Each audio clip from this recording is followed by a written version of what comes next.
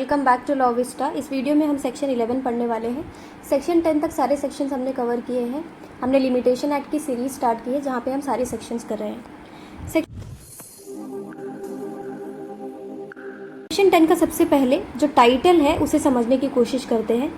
Section 11 में बात होती है उन सूट्स की जो बेस्ड हैं कॉन्ट्रैक्ट पे, और जो कॉन्ट्रैक्ट है वो कॉन्ट्रैक्ट उन टेरिटरीज़ पे एंटर नहीं किया गया है जहाँ पे ये एक्ट एक्सटेंड होता है, यानी फॉरेन कंट्रीज़ में किया गया। अब जो प्रोविज़न है उसको पढ़ते हैं। Suit instituted in the territories to which this act extend, जो टेरिटरीज जिन पे ये एक्ट एक्सटेंड होता है उन टेरिटरीज पे सूट फाइल किया गया। यानी हमारे इंडिया में जब हमने सेक्शन 1 पढ़ा था प्रिलिमिनरी, वहाँ पे क्या बताया गया था, this act extends to the whole of India. यानी जो सूट है वो फाइल किया गया है within India, Indian territory में फाइल किया गया है।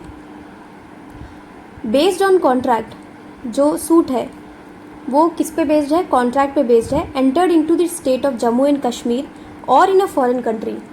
बट जो सूट है, फॉर एग्जांपल के कॉन्ट्रैक्ट है, कॉन्ट्रैक्ट का ब्रीच हो जाता है तो उसके लिए सूट फाइल होता है। बट जो कॉन्ट्रैक्ट है वो कॉन्ट्रैक्ट कहाँ पे एंटर किया गया था, फॉरेन कंट्री में या फिर in the state of Jammu and Kashmir, shall be subject to the rules of limitations contain in this act. Jammu and Kashmir is a part of India, तो ये प्रोविजन तो अब अप्लाई नहीं होता। लेकिन अगर फॉरेन कंट्री में कोई कॉन्ट्रैक्ट एंटर किया गया है और उससे रिलेटेड जो सूट निकल के आता है वो सूट इंडियन टेरिटरी में फाइल किया गया है जहाँ पर ये एक्ट एक्सटेंड होता है, ऐसे केस में लिमिटेशन एक्ट क्या कह रहा है ये 11 में पढ़ना है हमें। तो उसमें वो जो सूट है उसमें कौन सा एक्ट अप्लाई होगा, कौन सा लिमिटेशन एक्ट अप्लाई होगा, हमारा जो लिमिटेशन एक्ट है 1963 का वो अप्लाई होगा। जहाँ पे कॉन्ट्रैक्ट एंटर किया था वो कंट्री का लिमिटेशन एक्ट अप्लाई नहीं होगा, इंडियन लिमिटेशन एक्ट जो हम 1963 का पढ़ रहे हैं वो अप्लाई होगा। ये हो गया सबसेक्शन 1 में। सबसेक्शन 2 कहता है no rule of limitation in force in the state of Jammu and Kashmir और in a foreign country shall be a defence to a suit. मतलब कि जो फॉरेन कंट्री में लिमिटेशन एक्ट है उसको एज अ डिफेंस यूज़ नहीं किया जाएगा। Suit instituted in the said territories on a contracts entered into in that state or in a foreign country. For example, अब इसे एग्जाम्पल के थ्रू समझते हैं। फॉर एग्जाम्पल के एक एक्स कॉन्ट्रैक्ट एंटर होता है इन the state in UK. Okay, UK में एक कॉन्ट्रैक्ट एंटर होता है दो पार्टीज़ के बीच में, C and D. C and D contract enter करते हैं यूके में, एक्स कॉन्ट्रैक्ट। अब क्या होता है कि जो सी पर्सन है वो कॉन्ट्रैक्ट को ब्रीच कर देता है, कॉन्ट्रैक्ट का परफॉर्मेंस नहीं करता, जो उसका पार्ट ऑफ द परफॉर्मेंस है उसे नहीं करता।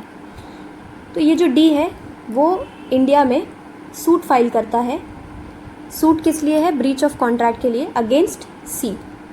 अब सी क्या कहता है, सी डिफेंस लेता है यूके के लिमिटेशन एक्ट का।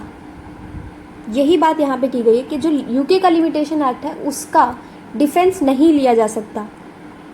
तो यही यहाँ पे लिखा है no rule of limitation in force in this state of Jammu and Kashmir और in a foreign country.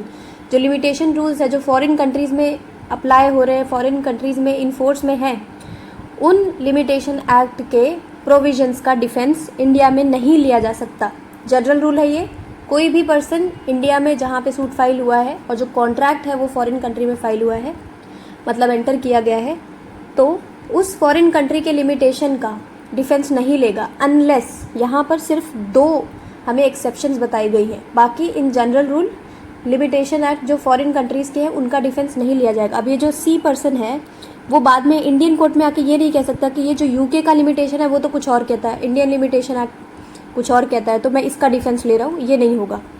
But ये हो सकता है 2 सिचुएशन में। सबसे पहली सिचुएशन क्या है, the rule has extinguished the contract. अब फॉर एग्जाम्पल सी ने आके इंडियन कोर्ट में कहा कि जो डी के पास में टाइम पीरियड था, मतलब सूट फाइल करने के लिए, वो टाइम पीरियड अब ख़त्म हो गया है, ये डिफेंस वो नहीं ले सकता। बट अगर सी इंडिया में आकर ये कहे कि जो डी ने जिस कॉन्ट्रैक्ट के अगेंस्ट में सूट फाइल किया है ना, जिस कॉन्ट्रैक्ट के ब्रीच के लिए सूट फाइल किया है, according to the UK limitation act वो कॉन्ट्रैक्ट ही एक्सटिंग्विश हो गया, अब वो कॉन्ट्रैक्ट ही एग्जिस्ट नहीं करता। तो अगर उस लिमिटेशन एक्ट के थ्रू, उस लिमिटेशन एक्ट के रूल के थ्रू, जो लिमिटेशन एक्ट फॉरेन कंट्री में फोर्स में है उसके थ्रू जो कॉन्ट्रैक्ट है वो कॉन्ट्रैक्ट इटसेल्फ इज एक्सटिंग्विश्ड, तो उसका डिफेंस लिया जा सकता है।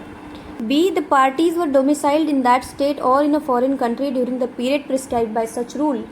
उस रूल ने क्या कहा कि 3 इयर्स का टाइम पीरियड, मतलब यूके का लॉ कहता है 3 इयर्स में सूट फाइल करना है, इंडियन लॉ कहता है 5 इयर्स फॉर एग्जांपल।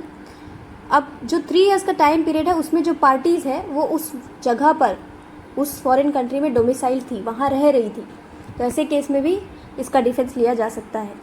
तो अब तक हमने क्या देखा सेक्शन 11 में कि अगर कोई ऐसा सूट फाइल होता है जो सूट किसी कॉन्ट्रैक्ट पे बेस्ड है और जो कॉन्ट्रैक्ट को एंटर किया है किसी फॉरेन कंट्री में, तो ऐसे केस में कौन सा लिमिटेशन एक्ट अप्लाई होगा? Indian limitation act. क्यों? क्योंकि जो सूट है वो इंडिया में फाइल हुआ है, इसीलिए इंडियन लिमिटेशन एक्ट अप्लाई होगा। साथ ही साथ उस फॉरेन कंट्री के लिमिटेशन का डिफेंस जो पार्टी है वो नहीं ले सकती। 2 सिचुएशंस हैं यहाँ पे, 2 एक्सेप्शंस हैं। अगर उस रूल ने, उस लिमिटेशन एक्ट के रूल ने कॉन्ट्रैक्ट को ही एक्सटिंग्विश कर दिया है तो जो डिफेंस है वो लिया जा सकता है। और दूसरा केस क्या है कि जो रूल में टाइम पीरियड बताया है, उस टाइम पीरियड में जो पार्टीज़ थी वो उस जगह पे डोमिसाइल थी, वहाँ पे वो रह रही थी पार्टी, तो ऐसे केस में भी जो लिमिटेशन का डिफेंस है वो लिया जा सकता है। यहाँ पे सेक्शन 11 कंप्लीट होता है। अगर कोई डाउट रहता है आपको सेक्शन 11 में तो आप मुझे कमेंट सेक्शन में पूछ सकते हैं। अगर चैनल को सब्सक्राइब नहीं किया है तो do subscribe to Law Vista. यहाँ पे हम सारे प्रोविजंस जो लिमिटेशन एक्ट के सारे सेक्शंस हैं वो बहुत अच्छे से कवर कर रहे हैं, एग्जाम्पल्स के साथ कर रहे हैं, और आई होप ये बहुत हेल्पफुल होने वाला है आप लोगों के लिए।